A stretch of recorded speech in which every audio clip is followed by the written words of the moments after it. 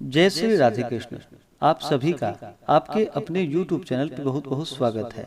आइए आज सुनते हैं कामिका एकादशी द्वादशी पारण के दिन तुलसी माता की कथा। जो भी भक्त सच्ची श्रद्धा के साथ भगवान विष्णु का पूजन करते हैं, भगवान शालिग्राम का पूजन करते हैं, माता तुलसी का पूजन करते हैं, एकादशी का व्रत करते हैं, इससे भगवान श्री हरि विष्णु अति प्रसन्न होते हैं और अपना कृपा प्रदान करते हैं। एकादशी का व्रत जो कि सभी प्रकार के पापों को नष्ट करने वाली है और व्यक्ति के जब पाप और ताप नष्ट होते हैं तो उनके पुण्यों का उदय हो पाता है और सभी प्रकार के फिर सांसारिक सुखों की प्राप्ति होती है। हिंदू धर्म में तुलसी का बड़ा ही विशेष महत्व माना गया है। माता तुलसी जो कि अपने भक्तों के सभी प्रकार के पापों को नष्ट करने वाली है और भगवान विष्णु को जो कि तुलसी दल अति प्रिय होता है। बिना तुलसी दल के भगवान विष्णु उस पूजन को स्वीकार नहीं करते हैं और जहाँ पर भी तुलसी का वृक्ष होता है वहाँ पर यम के दूत भी असमय नहीं आते जाते। इसलिए चाहिए कि माता तुलसी का पूजन करे और तुलसी वृक्ष के नीचे जो कि दीपक जलाने चाहिए। इससे माता तुलसी अपना कृपा प्रदान करती है। माता तुलसी का विवाह जो कि भगवान शालिग्राम के साथ विधि विधान के साथ कार्तिक के महीने में किया जाता है और प्रत्येक दिन भगवान विष्णु का पूजन करना चाहिए। भगवान विष्णु के पूजन के साथ साथ माता तुलसी का पूजन करते हुए कथा भी श्रवण करना चाहिए। इससे भगवान विष्णु और माता तुलसी का कृपा प्राप्त होता है। तो आइए सुनते हैं कामिका एकादशी द्वादशी पारण के दिन तुलसी माता की कथा। अगर आप एकादशी व्रत द्वादशी पारणा तिथि के दिन ब्राह्मण दक्षिणा, अन्नदान, वस्त्रदान, गौदान आदि के लिए देना चाहते हो तो आप अपनी श्रद्धा और सामर्थ्य के अनुसार हमें डिस्क्रिप्शन में जाकर के वहां से गूगल पे, फोन पे या अकाउंट नंबर के माध्यम से आप अपनी श्रद्धा और सामर्थ्य के अनुसार हमें ब्राह्मण दक्षिणा प्रदान कर सकते हैं। तो आइए सुनते हैं तुलसी माता की कथा। तो बोलिए प्रेम से माता तुलसी की जय, भगवान श्री हरि विष्णु की जय, माता लक्ष्मी की जय, भगवान शालिग्राम की जय, एकादशी माता की जय, सर्वदेवी देवता की जय। तुलसी से जुड़ी हुई एक कथा जो कि बड़ी ही प्रचलित है। श्रीमद् देवी भागवत पुराण में इनके दिव्य अवतरण की दिव्य लीला कथा भी बताई गई है। एक बार भगवान शिव ने अपने तेज को समुद्र में फेंक दिया। उससे एक महातेजस्वी बालक ने जन्म लिया। यह बालक जो कि आगे चलकर जालंधर के नाम से पराक्रमी दैत्य राजा बना। इसकी राजधानी का नाम जो कि जालंधर नगरी पड़ा। दैत्यराज काल नेमी की कन्या वृंदा का विवाह जालंधर से हुआ। जालंधर जो कि महाराक्षस था, अपनी सत्ता के मद में चूर होकर उसने माता लक्ष्मी को पाने की कामना से युद्ध किया, परंतु समुद्र से ही उत्पन्न होने के कारण माता लक्ष्मी ने उसे अपने भाई के रूप में स्वीकार किया। वहां से फिर पराजित होकर वह माता पार्वती को पाने की लालसा से कैलाश पर्वत पर पहुंच गया। भगवान देवादिदेव शिव का ही रूप धारण कर माता पार्वती के समीप गया, परंतु माता ने अपने योग बल से उसे तुरंत ही पहचान लिया तथा वहां से अंतर ध्यान हो गई। देवी पार्वती ने क्रुद्ध होकर सारा वृतांत भगवान विष्णु को सुनाया।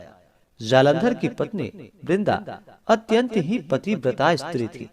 उसी के पतिव्रत धर्म की शक्ति से जालंधर ना तो मारा जाता था और ना ही पराजित होता था। इसलिए जालंधर का नाश करने के लिए वृंदा के पतिव्रत धर्म को भंग करना बहुत ही जरूरी था। इसी कारण भगवान विष्णु ऋषि का वेश धारण कर वन में पहुँचे।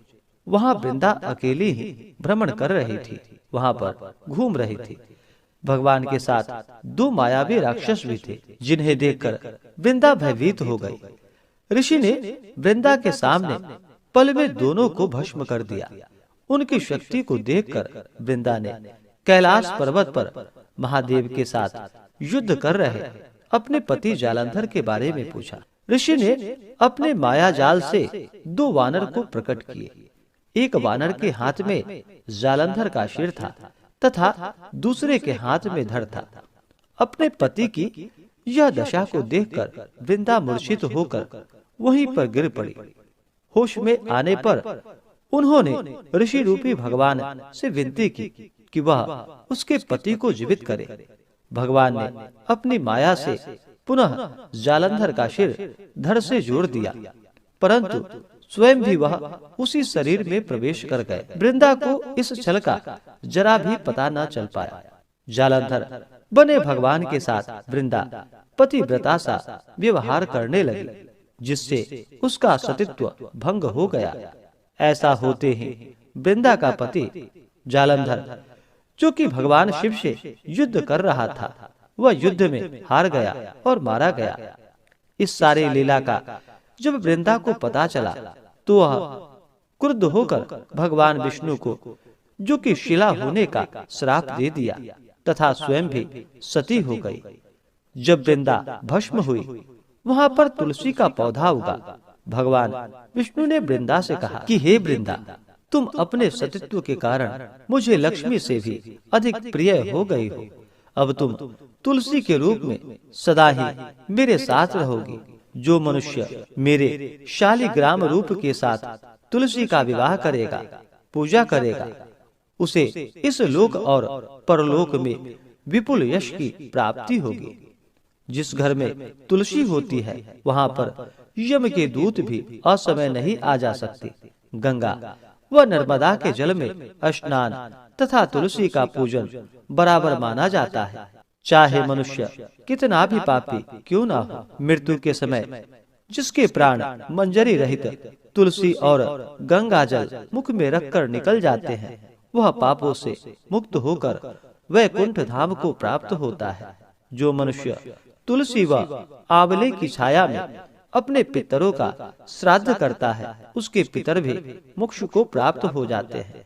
इस प्रकार से जो भी भक्त सच्ची श्रद्धा के साथ भगवान विष्णु का पूजन करते हैं, भगवान विष्णु को तुलसी दल अर्पित करते हैं, भगवान शालिग्राम का पूजन करते हैं, माता तुलसी का पूजन करते हैं, भगवान शालिग्राम के साथ माता तुलसी का विवाह संपन्न करते हैं, उन्हें विपुल यश की प्राप्ति होती है तथा सभी प्रकार के पापों का नाश होता है तथा सभी प्रकार के मनोरथ सिद्ध होते हैं। तो बोलिए प्रेम से भगवान विष्णु की जय, माता लक्ष्मी की जय, तुलसी माता की जय, भगवान शालिग्राम की जय, सर्व देवी देवता की जय। इसी प्रकार से जो भी भक्त सच्ची श्रद्धा के साथ नियम और निष्ठा के साथ भगवान विष्णु का पूजन करते हैं, भगवान शालिग्राम का पूजन करते हैं, तुलसी माता का पूजन करते हैं, उनके सभी प्रकार के दुख और कष्ट दूर हो जाते हैं तथा भगवान विष्णु की कृपा से, माता तुलसी माता लक्ष्मी की कृपा से व्यक्ति के सभी प्रकार के पाप और ताप नष्ट हो जाते हैं तथा सुख और समृद्धि की प्राप्ति होती है। तो आशा करता हूँ कि यह जानकारी आपको अच्छा लगा हो। ऐसे ही ज्ञानवर्धक जानकारियाँ प्राप्त करने के लिए हमारे इस चैनल पे अगर आप नए हैं तो चैनल को लाल बटन दबा करके सब्सक्राइब करें, साथ में बेल आइकन घंटी को दबाएं ताकि मेरे वीडियो का नोटिफिकेशन आपको समय से मिलता रहे। वीडियो को लाइक करें, शेयर करें, सुखी रहें और स्वस्थ रहें। जय श्री राधे कृष्ण। धन्यवाद।